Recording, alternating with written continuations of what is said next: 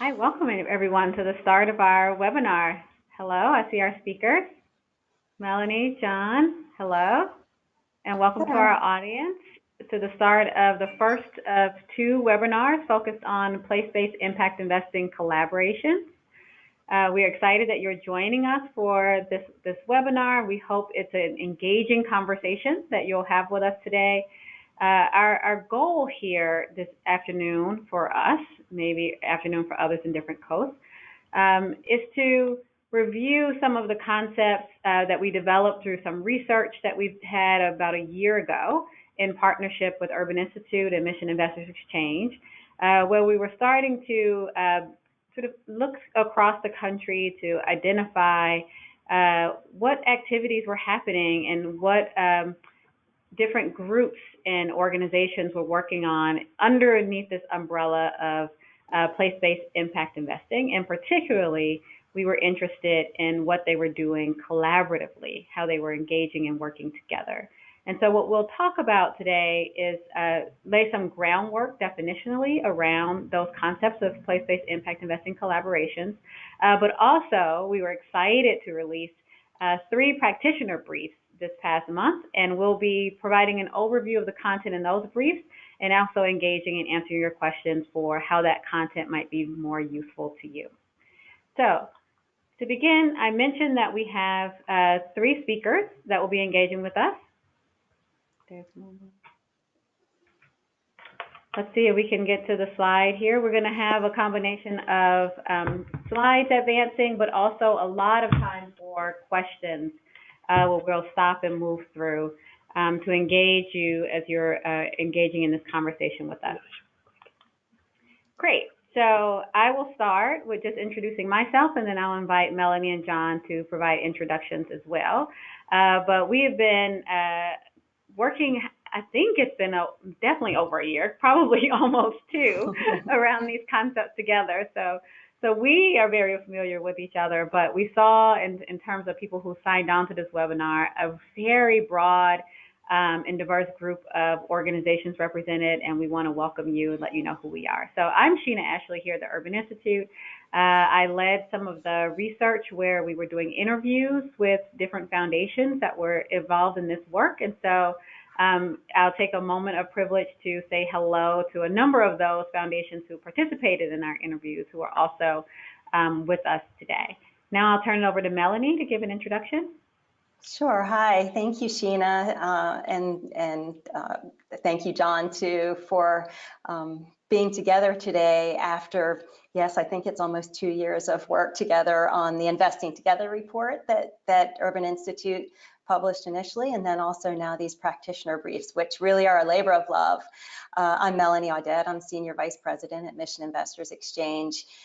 We're the leading national network for foundations that are engaged in building and growing their impact investing programs.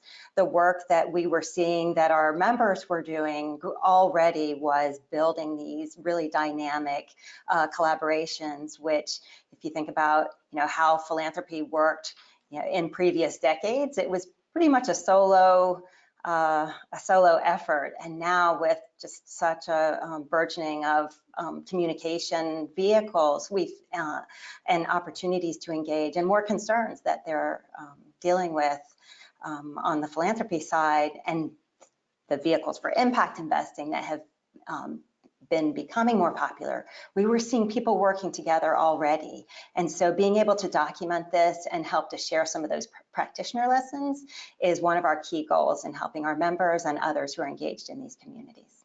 Thanks. Thank you, Melanie. John? Yeah, hi, good afternoon, everyone. I'm John Ballback. I'm the Associate Director with the Impact Investing team at the MacArthur Foundation. My role at MacArthur, it has me engaged with the Benefit Chicago place-based investing collaboration with the Chicago Community Trust and the Calvert Impact Capital, and I'm also involved in a variety of our other impact investing efforts, including the recently announced Catalytic Capital Consortium and the support that we're providing to our climate solutions work at MacArthur. But specific to this, very excited about the work that the Urban Institute and Mission Investors Exchange have led around this combination of practitioner engagement and research, and really looking forward to engaging with all of you today. Thank you. I think we'll all have some interesting comments to share, and as people are watching, I think you'll enjoy the engagement and different interaction between the three of us. So we'll be around all throughout, and thank you, John, for agreeing to stay with us through question and answer period. To also, so feel free to ask questions directed at any of us. On the topic of questions, let me just go through a couple of housekeeping notes as we begin. This webinar is being recorded, and that recording will be posted online after the webinar. So hopefully there'll be things that we say that you love to share with your friends and networks, and so you'll have the opportunity to do that. At this point, all participants are muted, so if you are trying desperately to say something at this point, we have you muted just so you can go through some content, and then we're going to ask that any questions or comments you do have to provide them, to type them in the box that you see on your screen. Please include your name and organization so we can acknowledge you connected to that. And also, as you see at the bottom of the screen, we have some hashtags that you can also engage in conversation on Twitter at hashtag #LiveAtUrban and hashtag #MIELive. So it's another way to be in touch with us and share the conversation more broadly with the community. Now we'll dive in. So the topics that we will touch base with today, we're going to first just sort of lay a foundation for why we believe it's important to build this kind of, as John mentioned, research and practitioner-led knowledge that we have, that is the basis for the materials that we are sharing today. Then I'm going to jump into some definitions and concepts. We'll then talk about the content of the 3 different practitioner briefs that were created, and then follow up with some next steps in terms of what's the next webinar and where you can get some more resources based on the information that we're sharing.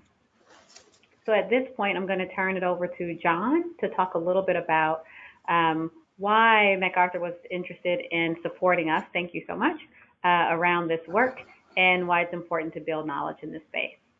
John?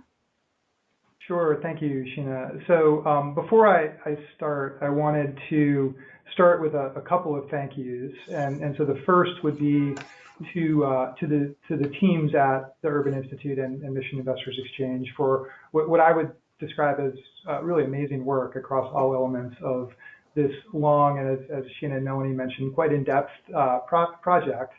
And then most importantly, I really wanted to thank all of you who are participating in the webinar. And not just because you're giving valuable time, you're all incredibly busy people, but also it was learning about your and others' really important leadership in this emerging practice of collaborative place-based investing that really led us to want to fund and support this multifaceted effort. So thank you to all of you. Just a bit of background on the project. As Sheena mentioned earlier, the project included a paper on emerging practices in collaborative place-based investing. That paper was released in 2018, and it drew on some really deep engagement with the field, practitioner interviews, convenings, and also some extensive research that Urban led. And then the project also includes the recently released practitioner briefs, which are on the Urban website, and it would encourage folks to take a look at those. In terms of MacArthur's specific interest in this work, it really began when we, in collaboration with the Chicago Community Trust and Calvert Impact Capital, 2 of our really core partners, both in Chicago and nationally and internationally, got together and decided we wanted to launch a collaborative place-based impact investing initiative in 2016 called Benefit Chicago. And that initiative had really 2 core premises. One premise was we were trying to test whether we could catalyze up to 50 million in new capital for Chicago. And the second was we wanted to channel up to 100 million, including MacArthur's commitment to the effort, in high additionality capital to hard to reach people and communities in support of our and the Trust's longstanding commitment to our home city of Chicago. And as I noted, that initiative was launched in 2016, and in the 3 years since we launched Benefit Chicago, we can candidly and honestly say that we've done some things well and others that we could have done quite a bit better. And we've learned really just a tremendous amount as part of this work and along that journey. I won't go into a great deal of detail on that now, as you'll all have an opportunity to hear about that journey from William Towns, the Benefit Chicago Executive Director, during the deep dive discussion, which will be on the subsequent webinar on July 25th. So I'd encourage folks to tune in for that webinar as well. But one thing I did want to note specifically that we learned, and this is something we learned almost immediately when we launched this effort, was what I would describe as just a really incredible level of interest, excitement, and leadership that was forming nationwide around place-based investing. And this was so much so, in fact, that we felt like we needed to find a way to engage with everything happening around this emerging practice in a more systematic manner. We were trying to do outreach in what I would describe as one-off anecdotal discussions. We were learning incredible amounts from the folks who were reaching out to us when they learned about our initiative. But we really felt like we wanted to engage more systematically. And that wasn't just because it would be enormously beneficial for our work. It would. We were learning amazing things about what folks were doing, but more importantly, it would be beneficial to the field to do that. And so that led to us thinking, well, how could we do this in a more systematic way? And we determined that to do this engagement right, it really required a combination of the rigorous data-driven research that's consistent with the high standards of the Urban Institute, along with the practitioner-driven expertise that's the hallmark of Mission Investors Exchange. And we felt like that was an incredibly powerful combination to bring together. And in particular, the specific subject matter expertise of both of these institutions around place-based community development was a really important factor in trying to bring them both together on this. So as I noted earlier, we couldn't be happier with this collaboration, the work products that have emerged, and I think most importantly would be the momentum that has been generated by all of you and helpfully moved along with this unique partnership. So with that, I'll turn it back over to Sheena from Urban and Melanie from MIE. I will, I think, appropriately recede more into the background as Sheena and Melanie are the real experts and the core drivers of this work. Thank you so much, John. And it really has been a great partnership with MIE. We've learned so much through the process, and we've grown a lot through it, and it's been so much fun. I'll start a little bit on definitions and concepts, and you can find more of this material in the first paper that we published on this topic called Investing Together. But just to lay a little groundwork, I want to make sure that we're all in agreement when we're talking about place-based impact investing collaborative, which is what we'll be focusing on through this conversation. And so what we're thinking about is this idea of place-based impact investing, and we can unpack that a little bit. So we're thinking of impact investments, which are investments either in companies, organizations, or funds with the explicit intent to generate social and environmental outcomes alongside financial returns. And so there's impact investing that happens. There's place-based impact investing, which is just taking that capital and those investments and really targeting them around a particular place. And in a lot of cases, that geography is local, but not necessarily. It can be a region, it can be a particular country. So place is around a particular geography, but not necessarily in one's own backyard. And then this idea of collaborative place-based impact investing is this function of making a deliberate effort to coordinate the investment activities so that you are bringing different entities from around the community and different stakeholders to be a part of driving that investment together. So it could be aligned investing, where you're just learning from each other and then figuring out where to target some of those, or where you're actually pooling those investments to deploy the capital together. But within this idea of collaborative, it really is a purposefully designed investment collaborative. And we'll talk about different models of that. But again, we're driving that there's intention behind bringing people together, bringing different stakeholders, different kinds of investors together within a place in order to realize their impact investing goals together. And so this is what we mean by this notion of either what we call collaborative place-based impact investing, and then the groups or entities we would describe as place-based impact investing collaborative. And so the function and the activity is, and you might hear me say PB2, but that means place-based impact investing. Sometimes it's a mouthful to keep saying place-based impact investing. So we've gone with sounding a little bit more cool to calling it PB2. So I might slide into that throughout this, but you also definitionally know what I mean by that. And so you might think about, when you're thinking about what these collaboratives are doing in terms of the impact investing space, in this space, a lot of this is driving capital within a particular geography, again, small or large. But you could be thinking about moving that capital to small businesses, affordable housing, investing in different infrastructure projects. The range of what is happening through this collaborative, these collaboratives can vary. But a lot of this activity, just as shorthand in terms of thinking about it, is a lot of what community development financial institutions have been doing for quite some time. So when we think about the actions of what they're doing and how they're moving capital, and we've been talking about this sort of as a new and emerging field, and then our colleagues in CDFI say, well, this is exactly what we've been doing. So yes, this is sort of the kind of activity, and nature looks particularly like that. But when I'm thinking about this, especially from the foundation perspective, I see it as sort of a combination of some of the principles and ideas of place-based philanthropy, the values that are embedded in that, with some of the activities around the impact investing, so the instruments, especially through foundations and deploying this, is around their MRIs and PRIs, and the collective itself.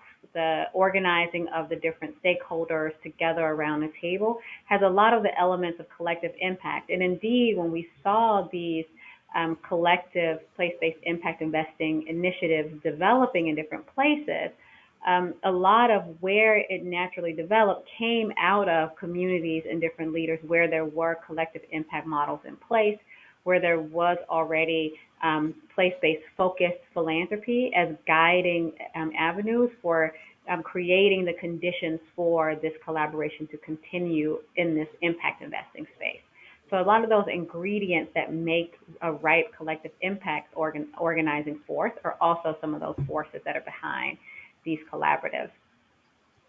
I think, though, that also what we're seeing here is some advantages of these collaboratives. They're coming together because they have some of these ingredients, but also because there's different players in a particular place who are looking to leverage some of the new impact investing capacity they have in a foundation, or are finding ways to find more human capital or intellectual capital to help guide and inform their impact investing.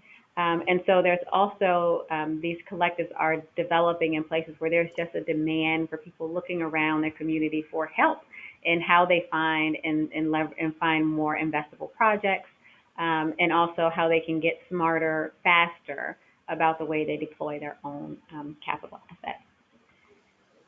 So I'm going to take a quick pause here. We've been just sort of talking a lot and introducing and laying the groundwork, but if there are any questions that you might have, we'll pause for a few minutes to just take any of those questions. At this point, we'll do this at 3 different stopping points throughout the webinar. So if you don't get your question in right now while we take a quick pause, you can still get it in and we'll pick it up in the next round of Q&A. But just if there's any questions around these definitions or concepts or why we're involved in this project, we'd love to be able to respond to those at this point. Sheena, I'd love to just chime in response to your introduction, which was really excellent. One of the things you said was that these collaborations are purposefully designed. And what we've seen on the ground, and what I think we might want to set the expectations around for folks, is that they may be purposefully designed, but that's really a journey. So one of the lessons that we learned through talking with the practitioners that you're convening at Urban Institute was that don't let the perfect be the enemy of the good, and that this is a journey. So if you do all the organizing up front to purposely design your collaboration, you may be losing out on time, and therefore, consider this a journey, and that the guideposts here can help you to learn from others who have been on their own journeys. But I thought that might be helpful. Yeah, really, really helpful point. I think that's really helpful, especially because, and we'll get into this in the models, that purposeful design looks like very different things on the ground, right? And sometimes it's as purposeful as someone called a meeting and people came together to a table as that. Like, it's not really, there was a huge plan put in place that really sketched out who everyone should be at the table, and then things magically launched. It takes a while to get there. That's a really, really great point. I'll also include, because we got a bit of a question around this in terms of the nature of some of these collaboratives, in that some also include collaborations among donor advised funds with the community foundation. And so, and a lot of what we saw in our work was collaboration among different entities, so different foundations coming together to a table to collaborate. But we also find one foundation being a platform for collaboration between different types of individual donors, and that kind of collaboration also being part of this focus as well. So we had a question around it's just institutional investors collaborating with other institutional investors. We just saw a couple questions come up now, so we'll also ask those questions as well. An emergency somewhere. There we go. Chicago. All right, let's take a look at what just came through. Oh, great. One question is, what opportunities do we see for students or emerging practitioners to play a role in this evolving field? I think that's a really interesting question as we see this starting to grow and develop. Any responses or reactions to this question? Yeah, Melanie? I can say by direct experience that here in Washington State, there's a collaboration that's forming that's really been seeded by opportunity zones. But we've, in Washington, there some of the pipeline that's emerging because of the collaborative meetings that have been taking place have been in Native American communities. We were lucky enough here through the Washington State Department of Commerce to have an intern, and now there's another one too. The first one, though, representing the Native American communities herself. So I think with this intentional interchange between cross-sector, having academic institutions and other anchor institutions as a part of the conversations, we're more likely to be able to identify young people in particular, and interns and fellows that can really provide different perspectives on the space. And in the case here in Washington, have a member of one of our very own Native American communities playing a key leadership role, really, through her MPA program here in Washington. It's exciting. I would jump in and add two areas. And so one, going back to the practitioner briefs, so one area that is could always use support is on the front end with the mapping and assessing local capacities. There's always analytical work that could amplify those efforts, and that would be an enormous learning opportunity and a great opportunity for students to engage. And then the second would be one of the things that really came out through the discussions we had and the practitioner convening was even when you have alignment of interests, I mean, you're often dealing with organizations that have individuals who are incredibly busy and just don't have capacity to lead, and finding a champion to lead some of these efforts is a really important piece, but then just having the capacity to do some of the basic coordination and the blocking and tackling around helping to bring people together, that's a fantastic opportunity for an early professional or maybe a graduate student or a student to help and provide support. Okay, great. Those were wonderful responses. And we received a number of questions related to different types of tax incentives, like opportunity zones, LIHTC, also a question on QSBS funds. But I think we might pick up some of that as we're going through the practitioner briefs. And if not, we'll pick those up in the next round of questions. So thank you for those questions, and we'll move ahead. Some of that we'll highlight as we're talking in the presentation going forward. So at this point, we're going to start diving into some of the information that's provided in the practitioner briefs. We released 3 different briefs, one focused on building of ecosystems and identifying people in those ecosystem actors, one on mapping and assessing capacities, and a final one on models of deploying capital together. And so I'm going to turn it to Melanie Audette to talk about the ecosystem building and what some of the content was involved in that and how you might find this useful as a tool in your own practice. Great, thank you. First, I want to say that for each one of these briefs, they kind of fit a model. So you'll find information about what the benefits are of creating an ecosystem, mapping your ecosystem, and collaborative investing. You'll find the definitions, some information about approaches. There are 2 case examples in each brief, as well as practitioner lessons and some resources. And it's particularly important to know that these are just electronic, and that also they're very short and accessible. So we had a very strict 9-page limit on these briefs. And so it's not like one of those big books that sits up on your shelf. You know, you can actually really use these and maybe have them as a part of that first meeting with others in your community. As far as ecosystems, which is the first brief, I wanted to make sure that we had as clear a definition as possible about what an ecosystem means in this case. And if you look it up, it's the definition pertains to maintaining a flow of materials and energy in a specified geographic place. And I thought that was really ideal for what we're talking about here, because when you think about an ecosystem of people and of needs, we always want to make sure that that flow of energy, and specifically the resources that each ecosystem actor can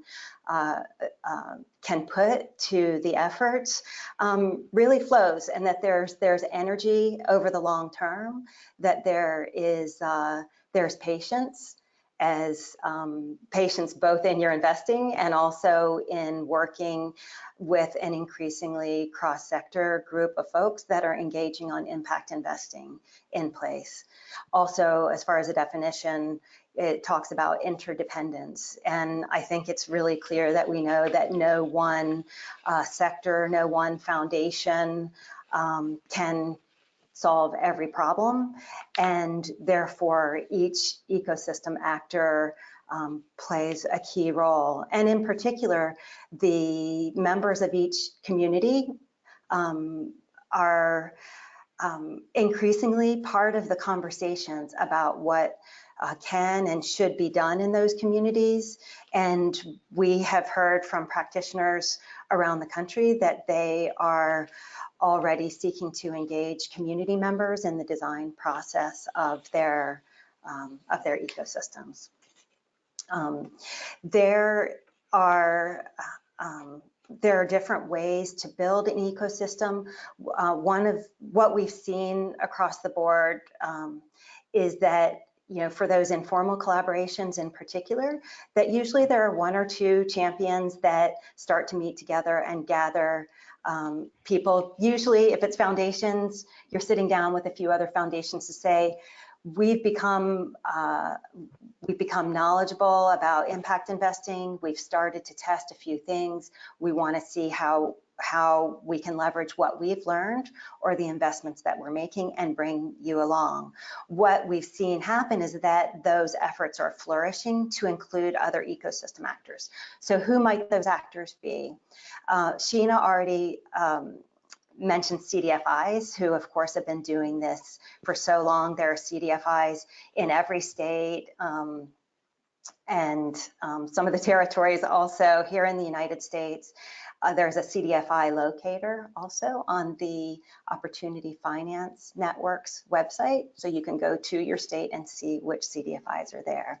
One of the questions that had come in prior to the webinar was around non-traditional investors. You know, who are you seeing show up in the space? Well, that depends on how you define a non-traditional investor. In our case, foundations are non-traditional investors in place, except if you think about grants also being an investment.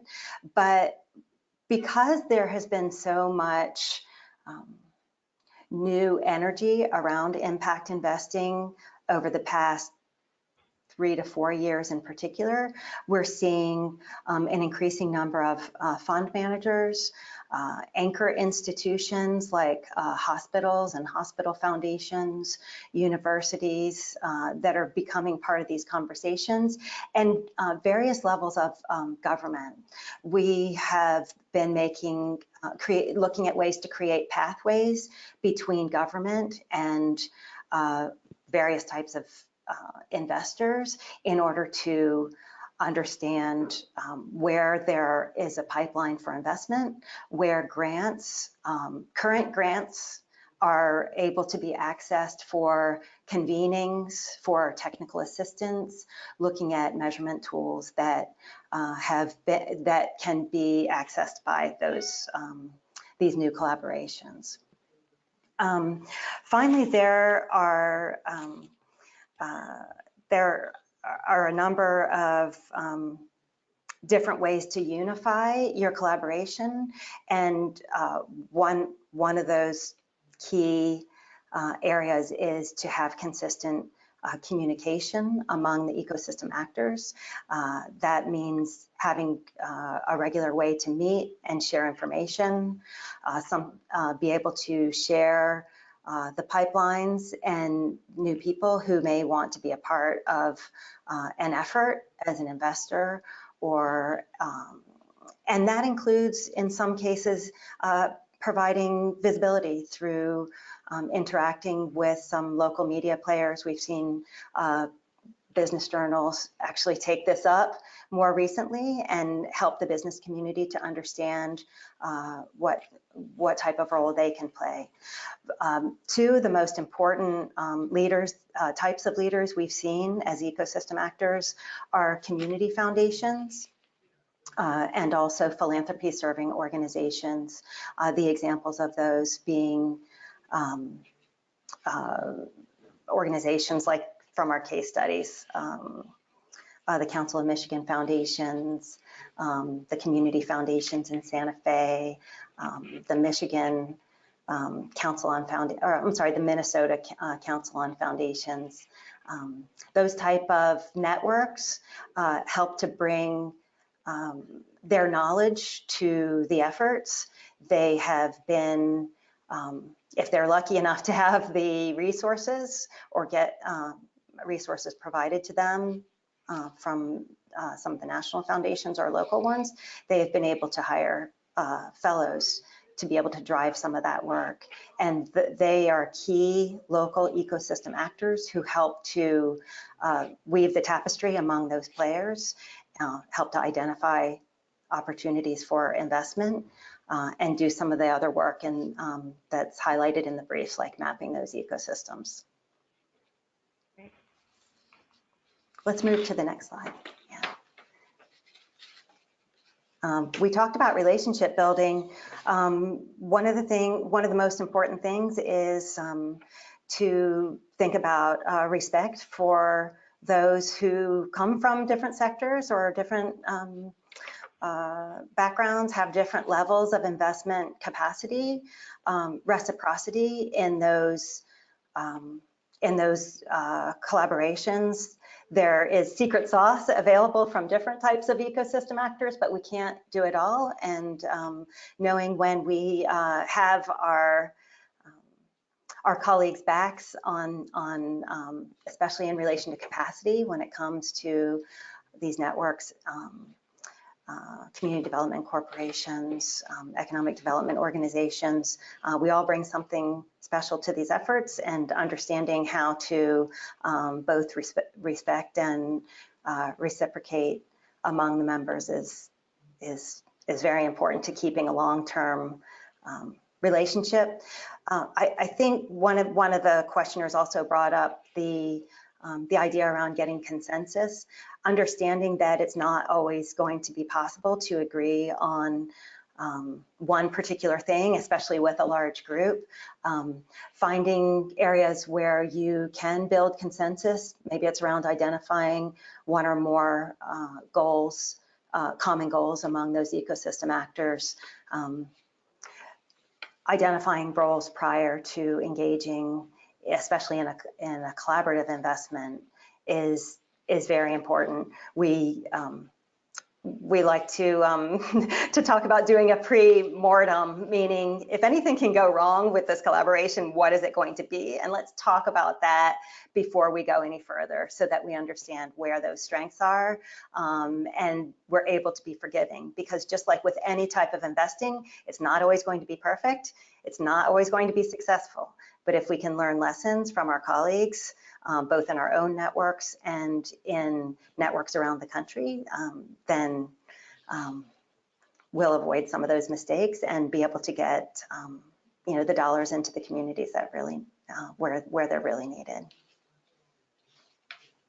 So let's move to the next slide. So I wanted to talk, there are two case examples in the Building Ecosystems brief. One is around Michigan, which is one of the first collaborations that I was aware of, and then also with Baltimore. And both of those collaborations were led in part by the philanthropy serving organization, Council Michigan Foundations in this case, and the Association of Baltimore Area Grantmakers, which I think has renamed itself to Philanthropy Maryland or something like that now. So those groups really have, just as Mission Investors Exchange has, prerogative to educate. So we help our members to understand how impact investing works, and we help to connect them so that they can get their resources onto the ground in the ways that they would like to do that. Same thing for the regional philanthropy serving organizations. Both of these entities really wanted to help their members learn. They had some foundations who were doing impact investing, had been leaders in impact investing for quite some time, but they understood that in order to learn, sometimes you just have to try out a tool. And we heard one of the lessons learned from that collaborative briefing was, just try and get your feet wet. And in this case for Michigan, they decided to work with community capital management in order to create an investment opportunity. And there were some lessons learned around this, in that they didn't have investment expertise at the organization. And so they leaned on someone that they eventually brought in as a fellow, who is an attorney, Jennifer Ortel, who helped them to understand what some of those restrictions were in talking about an investment with their members, helped to understand the legal around that, so that they could keep both their members and the investees to a point where, they just understood what some of those intricacies are with putting out an investment as a philanthropy serving organization. And they also learned that sometimes you have to pivot. They ended up opening up this opportunity to anyone in their network, beyond just the members of the association. And they've been extremely successful in raising dollars 44 million in investments in Michigan over just really a relatively short period of time. But having the education first, they've seen that even though not all of their members necessarily have gone into this investment, it's helped in educating them about what's possible along the spectrum of impact investing. There are just so many opportunities, and this was a way to really to kickstart that effort. They created also a committee, and we've seen this pretty Sheena, you probably know better than I, but I think a lot of the leads, like at the community foundations and in the philanthropy serving organizations, have created standalone committees. And in this case for Michigan, that the committee itself featured foundations of different sizes, but their efforts on the ground really engaged people from government, from communities, and from some of the anchor institutions there in Michigan. And Michigan and Minnesota and others are not only looking at helping their members to access one investment, but looking at, the array of investments that fit each investor's desire. And it's not always going to be the same, but they're helping them to learn. Great, thank you. And I think a key in a lot of these collaboratives that are featured in this brief and also in the paper was they found that coming together, they could really attract some of the more high-end fund managers because they were able to pool together and kind of get a better rate for the investments that they wanted to provide for their funders by doing it all together. So that's one of the huge benefits of scale that you might get by bringing together, whereas some of the smaller foundations couldn't attract the participation of those different in those kind of funds that they wanted, or get really good rates of participating in those funds that they could have there. So really wonderful. We'll go through really quickly the other two briefs and then open it up again for questions so that we can have some more of your time. And so the other brief focused on mapping and assessing. And in this brief, we really talk about mapping to cover the wide range of activities that you can do it, and not just geographic mapping, but mapping being the activity of scanning what's happening in the local ecosystem that you're working in, and understanding and identifying different flows of capital, but also the participation and work of different actors within that ecosystem.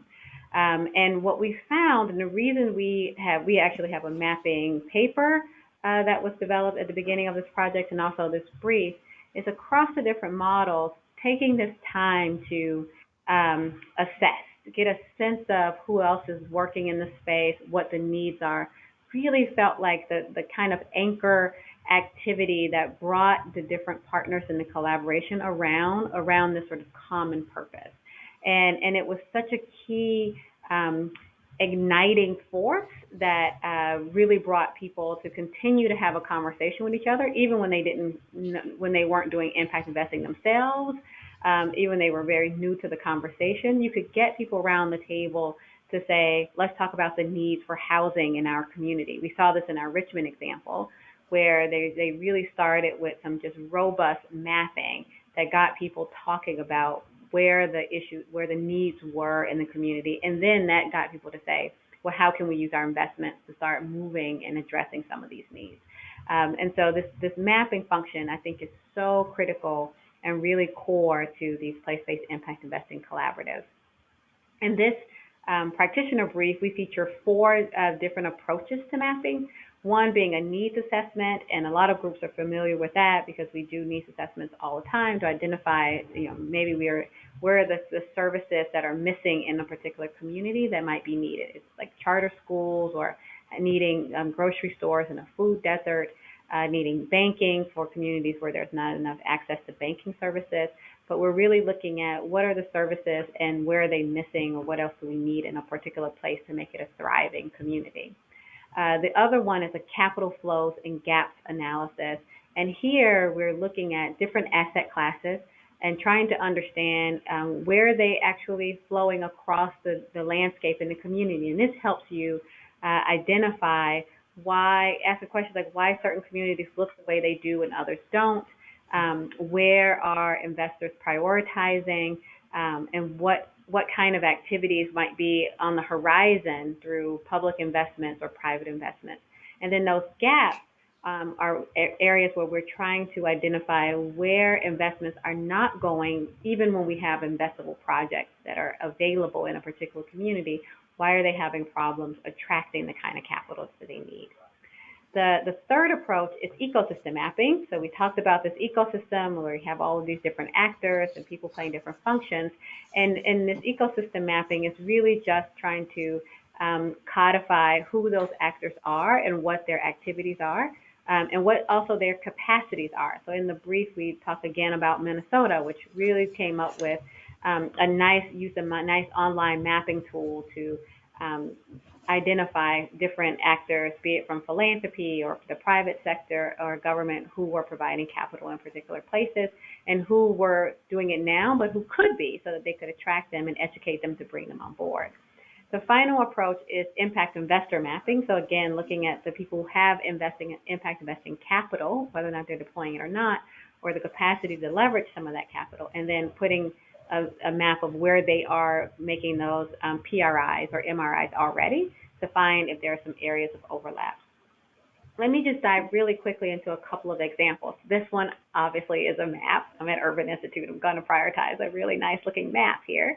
But they don't always have to be this organized and actually beautifully illustrated. But here, we show an example of a map of Baltimore that's doing that capital flows analysis. And here there's different asset classes of private social capital, private lending, and public lending.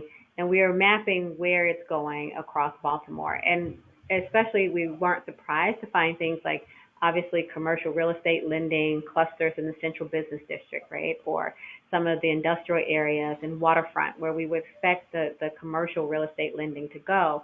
But what we were surprised by was some of the other different kinds of lending, either by government or from philanthropy as well, that the way that it was spreading, as you can see in the map if you're familiar with Baltimore, was that it was not flowing to places where there were concentrations of people of color, and also that it was more likely to be moving toward communities that were not having communities that were living in poverty. So those communities were 1.5 times more likely to receive lending than communities where there had a concentration of people living in poverty. And so this map was really helpful to show that there was some sort of racial and class segregation that you could see very clearly in the type of capital that was being deployed currently. And this could be useful for collaboration coming together who says, well, we want to disrupt the existing patterns of capital deployment, and this creates a really useful baseline for that work. Another example here is for the New Mexico Impact Investing Collaborative. This was a group where they worked on just sort of mapping the ecosystem and mapping who the set of impact investors were already in this particular place. And here they use a survey methodology to do that. So they ask questions to just understand from different funders across that geography whether or not there were areas of shared interest, where they might be making investments already, or what skills they needed in order to start making impact investing. And so that they were able to identify, when they did come together as a collaborative, what kind of services and where would they find some shared value in coming together, and to make sure that they were designing the collaborative with those issues in mind. And finally, the third brief is focused on this idea of deploying capital together. And here we really highlight a number of the practitioner insights, especially as Melanie provided, around what it is really like to try to do this together, how to move the capital together. A lot of what we saw were people coming together to talk and share and learn lessons, and then when the rubber really hits the road is when they have to start moving capital together. And there's a lot of sort of technical issues that arise in that space, a lot of relationship issues that arise when you're trying to do that. And so I think this brief is really helpful to just get down to the things that you want to be thinking about as you're starting to move these. Some of those practitioner lessons that we want to highlight right now are, this idea of attending to governance of the model really early. And Melanie talked about doing that pre-mortem, right? It's like, what can go wrong? And really setting up a governance structure that you think can work. And again, not making it so elaborate that we spend 5 years trying to create the perfect structure, but really thinking about a governance structure that fits the different needs and priorities of the different stakeholders who are at the table, and making sure that it can be have some fidelity to their interests and their constraints, and that it's flexible enough of a governance structure that allows people to come in and out as they need to. Again, another one was ensuring that there's some professional guidance involved in this collaborative, and we cannot stress that enough, that there was really this need for ongoing assistance and professional input into the collaborative, just to kind of address some of the questions that don't arise at the beginning, but really start to bubble up as you continue in practice. We're also thinking about donor or investor intent, trying to do that with fidelity, and recognizing that this group process could create some challenges and risks. The different models, and I won't go into this now, you can find this in the paper, but there are different models that we found along this particular spectrum that go from really less formal engagement, where people are coming together in a network to think together, all the way over to the more formal sort of platform level, where there is a collaborative of different institutional investors that is built in order to attract other non-traditional individuals of all types into investing in that particular place. And so you can find definitions of this in the paper, but I want to make sure that we move now to the next steps and then open it up for questions. So Melanie, will you just talk really quickly through some of these next steps? And then we might have a couple minutes just to dive into a question or two. Yep. So next month there's a webinar at this the same place. We have Will Towns, who John already mentioned, from Benefit Chicago, who will be speaking alongside Ben Kerman from the Western New York Impact Investing Fund. Again, they'll do a deep dive there with Erica Pothik, who's also been a leader at Urban Institute, and Nadine Learn here from MIE. That will be that deep dive into collaborative investing. And then second, next slide, we'd like to help you to find the resources. There's the Place-Based Impact Investing Library here at Mission Investors Exchange. And then, of course, the briefs are there and also on Urban Institute's website. There are also on MIE's website some archived webinars, including a story about that can be accessed on some of the other regions that are participating, like Georgia. And then finally, there's the CDFI locator that I mentioned, and the briefs. Investing Together is the original publication alongside the Capital Gaps and Flows Community Needs Report that Sheena mentioned. So I think we'll just move on to those questions in our last 5 minutes and see what else we can get on the table. And you're on mute.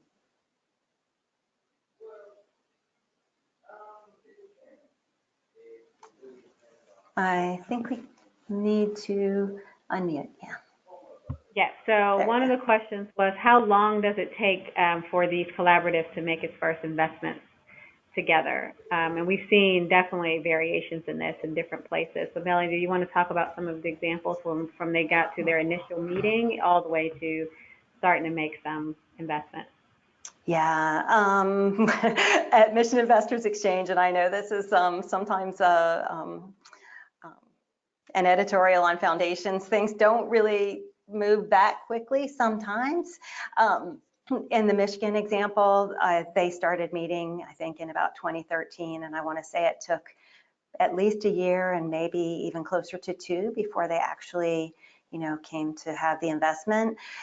What we are seeing, however, is a huge advantage in looking at some of these tech, even though, it's a whole other webinar to talk about opportunity zones. What's happened because of the visibility of opportunity zones and some of these other tax incentives is that it's prompting a lot of conversation and visibility.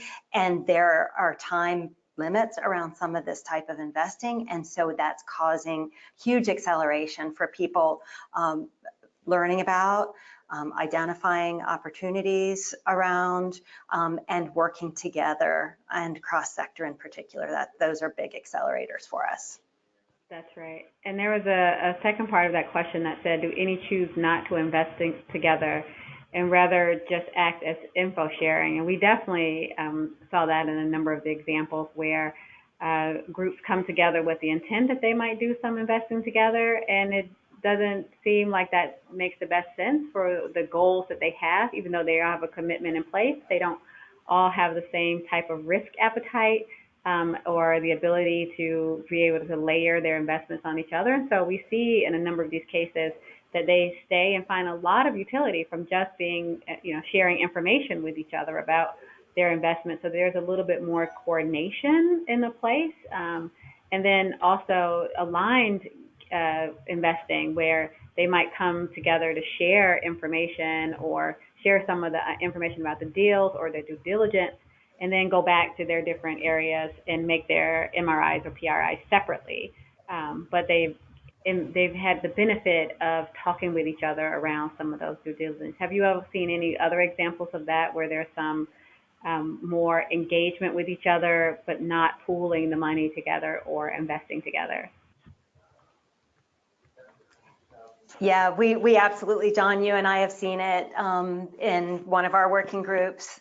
The intention initially was years and years ago was to co-invest, but foundation policies are also different. They have different parameters around what they can do, but they found a lot of advantage around just talking about, what are you seeing in the field?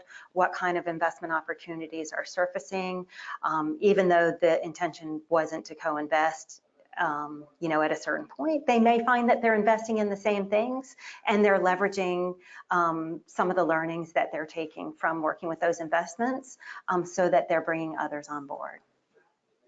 I would just jump in to emphasize the point that Sheena made, that this isn't necessarily, it isn't a continuum where you're sort of progressing to investing together, but there are actual optimal ways for each collaboration to work together. And that's, I think, emphasized pretty extensively in the briefs, and really important to note again that it's incredibly impactful if you're simply sharing information, and that in many cases is the optimal way for specific collaborations to work together. Great. So let's sort of end it there. I think we'll have an opportunity to have more of this discussion in our next webinar. And I think we've sort of created the opportunity for people to think about this a little bit more. And hopefully you'll join us again for the next one with your questions. And we'll make sure to save more time at the front end for some of those questions, because you'll start primed to jump into the discussion. But let us just thank you so much for taking the time with us this afternoon, and hopefully this will encourage and help some of the work that's already happening, and we've been so privileged to see happening all over this country. So thank you all. Melanie, John, would you like to do any sign off? Thank you, Sheena. I would just say thank you to all of you, and thanks for your time. All right, thank you. Bye-bye. Bye-bye.